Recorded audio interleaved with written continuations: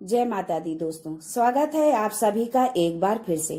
माँ भगवती की कृपा आप और आपके पूरे परिवार पर सदा सर्वदा बनी रहे। दोस्तों, अगर आप अपनी लाइफ में नया कुछ सीखना चाहते हैं तो चैनल को सब्सक्राइब जरूर करिएगा। ओम नमः शिवाय। सावन के पहले सोमवार यहाँ बांधे एक जोड़ा हरी चूड़ी, 24 घंटे में देखें चमत्कार।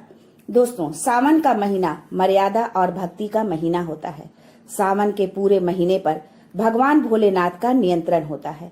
श्रावण मास भोलेनाथ का प्रिय महीना है, इसीलिए इस मास में पूजा पाठ करके आप भगवान भोलेनाथ को अतिशीघ्र प्रसन्न कर सकते हैं। वैसे भी भोलेनाथ औघड़दानी हैं। अपने भक्तों के मात्र एक लोटे जल से ही वो उनकी सभी मनोकामनाएं पूरी कर देते हैं। इस संबंध में पौराणिक कथाएं और धार्मिक मान्यताएं भी हैं। भोलेनाथ के भक्त किसी और महीने में संयम या नियम का पालन करें या न करें, लेकिन श्रावण मास में संयम और नियम का पालन जरूर करते हैं। दोस्तों, आज का वीडियो बहुत खास है, आप अंत तक अवश्य देखें। हम अपने वीडियो में सरल और उपयोगी जानकारी देते हैं जिससे प्रत्येक व्यक्ति उसका लाभ उठा सके। सावन के महीने का कुछ विशेष महत्व इस प्रकार से है। सावन के महीने में ही समुद्र मंथन हुआ था। सावन महीने में ही माता लक्ष्मी समुद्र मंथन से उत्पन्न हुई थी और माता लक्ष्मी को धन की देवी की उपाधि सावन मास में ही मिला था। सावन के महीने में भगवान भोलेनाथ मृत्युलोक में आ जाते हैं और जिनके घर में शिवलिंग रखे गए होते हैं उनके घर में भगवान आंशिक रूप में जरूर आते हैं। इस मास में भगवान विष्णु योग निद्रा में चले जाते हैं, तो संपूर्ण सृष्टि का कार्यभार भगवान भोलेनाथ पर होता है। दोस्तों, आज हम बताएंगे कि किस वृक्ष पर एक जोड़ा हरी चूड़ी बांधने से आपकी सारी इच्छा पूरी होगी, आपके जीवन के सारे संकट दूर होंगे। लेकिन दोस्तों, ये जानकारी बताने से पहले आपसे रिक्वेस्ट करते हैं कि वीडियो को लाइक जरूर करिएगा, दोस्तों को शेयर कर दीजिएगा और अगर आपने अभी तक चैनल को सब्सक्राइब नहीं किया है तो चैनल को सब्सक्राइब करके बेल आइकन जरूर दबाइएगा। और अगर आप भी भोलेनाथ के सच्चे भक्त हैं तो कमेंट बॉक्स में लिखें ओम नमः शिवाय। भगवान भोलेनाथ को ये 3 वृक्ष अत्यंत प्रिय हैं और इन 3 वृक्षों की पूजा करने से शिव पूजा के समान फल प्राप्त होता है। दोस्तों, इन वृक्षों के बारे में ये भी कहा जाता है कि स्वयं भोलेनाथ और माता पार्वती इन वृक्षों के रूप में भूलोक पर अवतरित हुए थे, अर्थात उन्होंने भूलोक पर जन्म लिया था। पहले जानते हैं सावन में हरी चूड़ी का महत्व। दोस्तों, हरा रंग सौभाग्य और प्रेम उल्लास का प्रतीक माना जाता है। हरा रंग प्रकृति का स्वरूप माना जाता है। माता पार्वती प्रकृति हैं और भगवान भोलेनाथ को पुरुष माना जाता है। सावन में चढ़ाए जाने वाले बेलपत्र, धतूरा, भांग और दूब हरे रंग के होते हैं।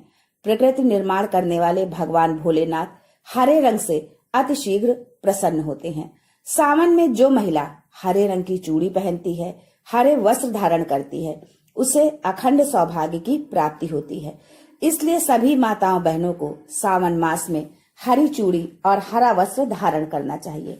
माता पार्वती उनका सौभाग्य अखंड रखती हैं। सावन मास में लाल रंग के वस्त्र धारण करने से भगवान भोलेनाथ नाराज हो जाते हैं।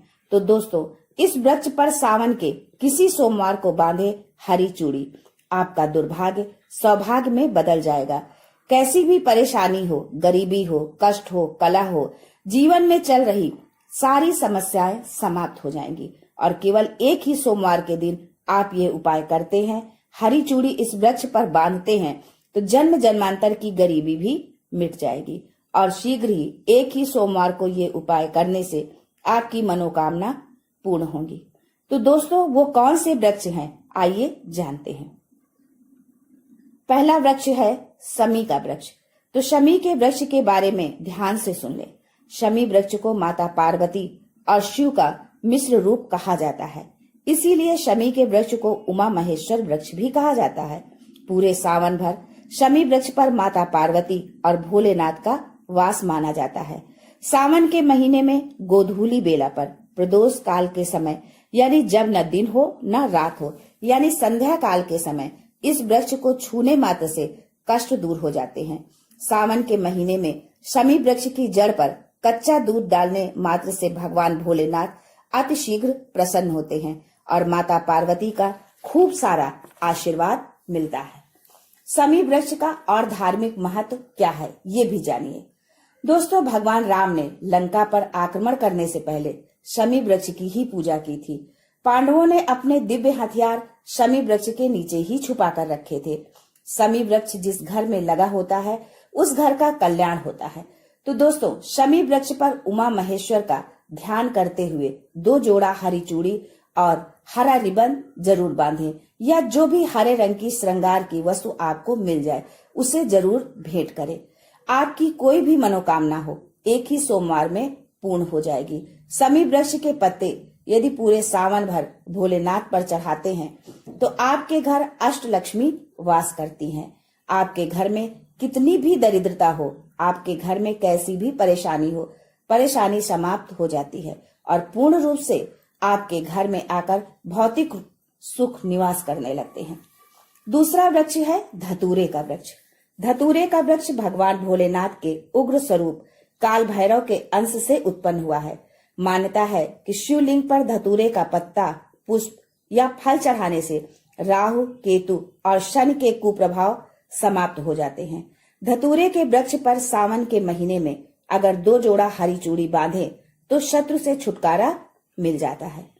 दोस्तों, सावन के महीने के किसी भी शनिवार के दिन बाबा काल भैरव का ध्यान करते हुए हरी चूड़ी बांधी जाए तो घर से भूत प्रेत बाधा भस्म हो जाती है। छोटी सी धतूरे की जड़ घर के किसी भी कोने में छुपाकर या खनन कर दबा दी जाए या गाड़ दी जाए तो भूत प्रेत की बाधा समाप्त हो जाती है। दोस्तों, तीसरा वृक्ष है बेल का वृक्ष। स्कंद पुराण में लिखा है कि बेल का वृक्ष माता पार्वती के पसीने से उत्पन्न हुआ है। जब माता पार्वती का पसीना मंदराचल पर्वत पर गिरा तो उसने बेल के वृक्ष का स्वरूप ले लिया। माना जाता है कि बेल के वृक्ष का दर्शन करने मात्र से ही व्यक्ति के पाप मिट जाते हैं।